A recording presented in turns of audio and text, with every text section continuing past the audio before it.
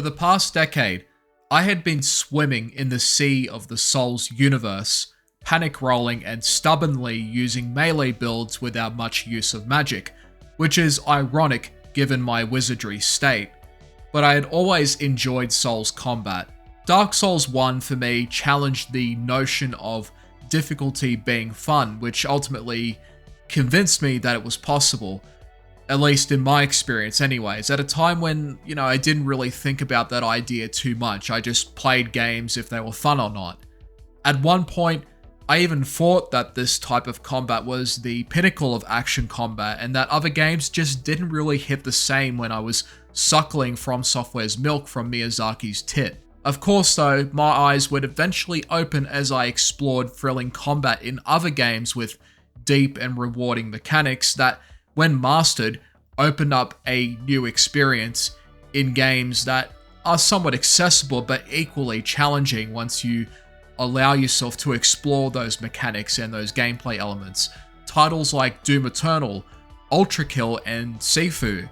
These three particular games gave me a more complex and diverse range of player expression that was explored through the mechanics and the controls of the character, whereas in the Souls games and in Elden Ring, the player expression was explored more so through builds and character creation, while keeping the combat relatively simple and mainly presenting its difficulty through enemy and boss mechanics and attack patterns and phases, rather than mastering a player's moveset like you see in character action games like DMC.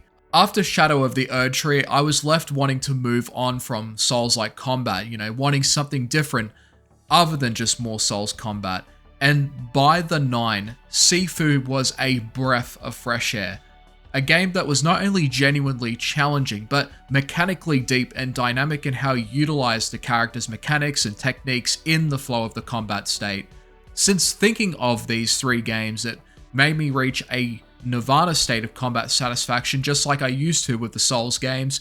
I've been more open to exploring combat in other games that revel in the loop. Well, recently I would start looking into beat-em-ups like Sifu, and eventually I would stumble into one that is and isn't like Sifu, but certainly has a vibe that reminds me of what I think is one of the greatest modern action movies to date for quite some time, The Raid 1 and 2. So, you take the Indonesian setting of those two films, and then put them into a beat-em-up style game, and you get something like Acts of Blood.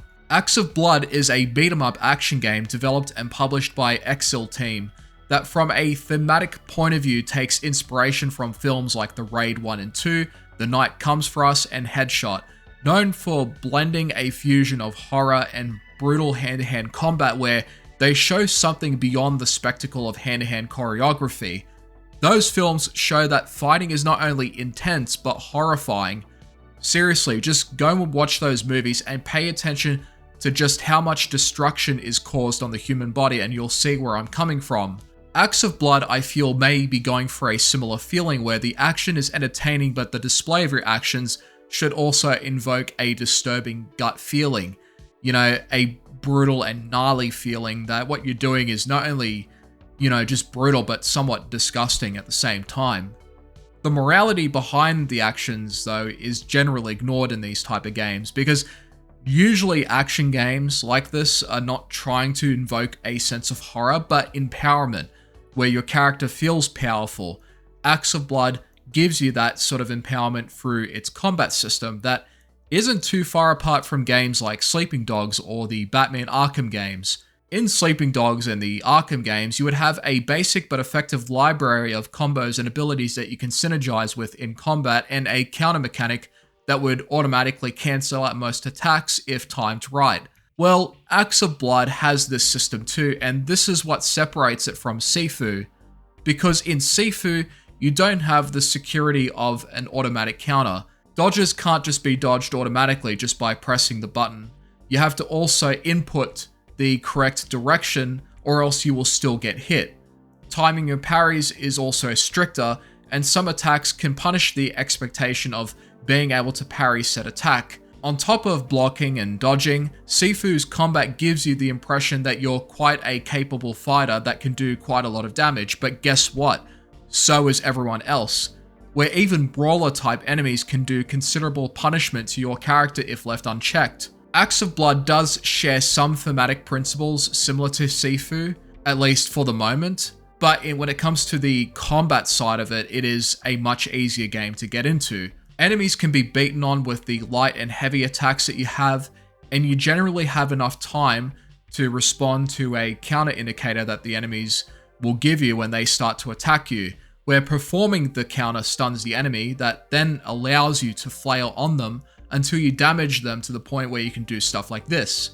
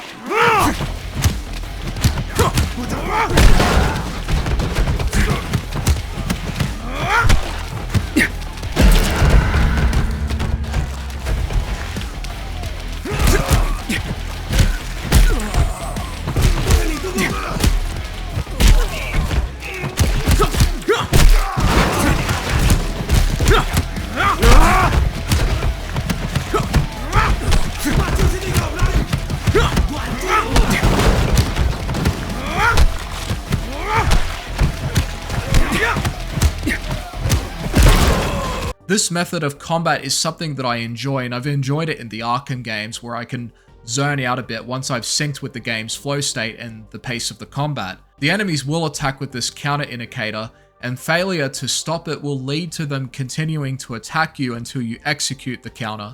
Sometimes when you initiate your attacks on an enemy with a strong guard meter, it can lead to them responding with a counterattack that forces you to counter his counterattack, keeping the common habit of button mashing in check.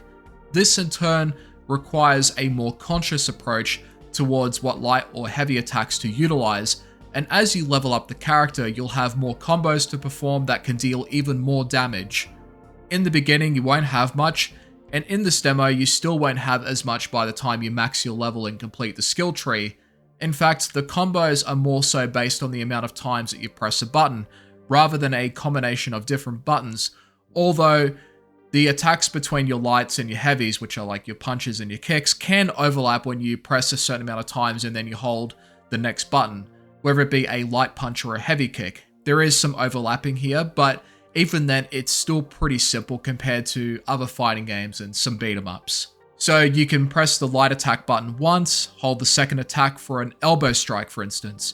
You can do a 1-2 punch with the light attacks, and on the third attack, hold the heavy attack button for a knee strike that then sends the enemy back and can knock other enemies behind like bowling pins. This method to comboing so far makes the combat in general more accessible than you would think, but if it's not developed further where you can execute other types of mechanics to make the combat more diverse or include unique enemy types that punish the over-reliance of specific combos or perhaps countering too often or relying on certain mechanics, the game can run the risk of becoming stale. Something that the Arkham games do really well as you progress through their games is include specific enemy types that would force the player to break the habit of relying on a specific mechanic or ability that would often take down other enemies with ease.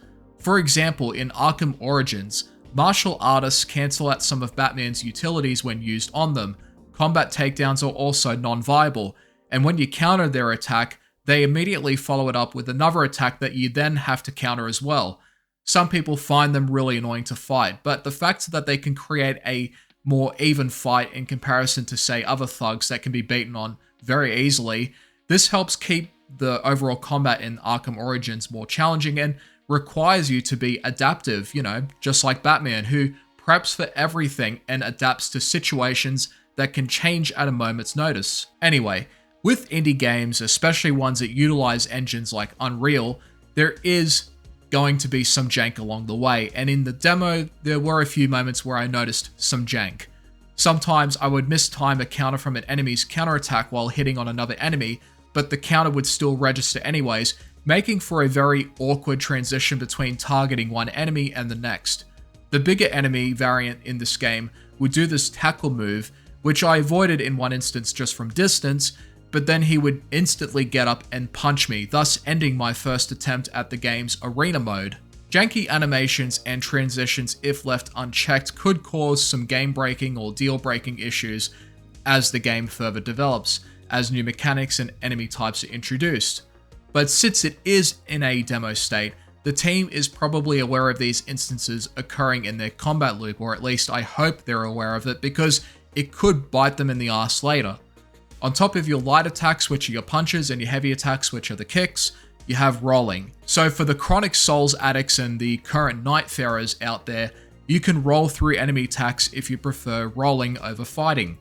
On top of that, you can also push enemies, which can create spacing or help with the 666 kills achievement that you can get in the arena mode.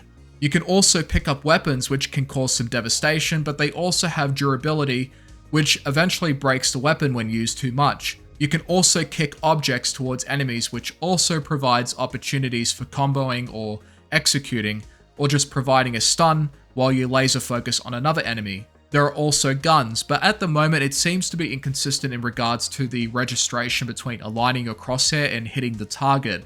I would have some moments where I would have my crosshair on an enemy and it would still miss them somehow. At the moment it just doesn't feel that good to use in comparison to the melee and hand-to-hand combat, which has the most polish in the combat so far. I hope that they can fix the angle of where your bullet goes when the crosshair is dead set on the target, rather than just having to align yourself in a certain position just to hit them, even if the crosshair isn't exactly on point. But overall, the combat in this game has been a blast, and it's something that has a lot of potential, but ultimately needs a lot more work and fine-tuning between the transitions between animations, and the combat depth needs to be kept in check and needs to evolve as new mechanics and enemies are introduced. That way it doesn't become too stale and actually evolves past the early game. Once again, keep in mind that this is currently a demo, and some of the points made here about the combat system is susceptible to further changes along the way. But when you cover demos, especially for games that have yet to fully realize their vision and potential, it's important to address things that show promise and things that need to be reassessed or fixed. And what do you have outside of the combat? Well, in the current demo, you just have one level and 3 arenas to practice in. The first level is merely a taste of what's to come, and so far it's showing some potential in terms of what threats that we could eventually face in this game. Something that I'm already looking forward to, since I'm getting what I call the raid vibes. In the first level, you go through room to room, area to area, fighting various enemies, and at the end of it, you will face a boss. Fighting this boss and beating said boss will then end the level, and that'll be essentially the end of the demo. But there is also the 3 arenas that you can partake in, and the 3 arenas basically has you going up against an endless horde of enemies, where you go for the highest score possible until you finally collapse. Axe of Blood's story has you playing as a character named Hendra, living in Bandung, Indonesia.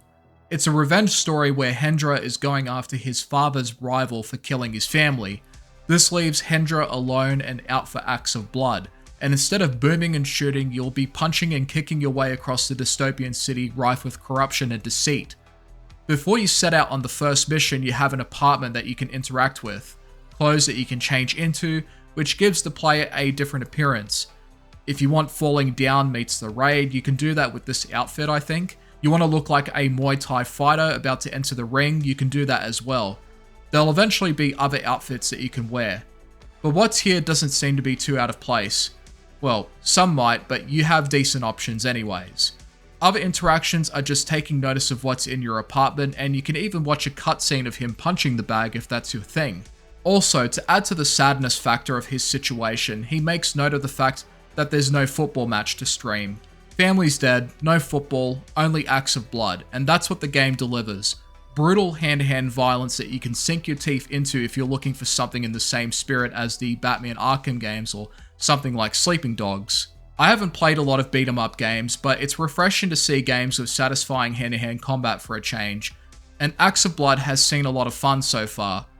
But once you're past the first level and have repeated a few arena runs, there's not much left to work with.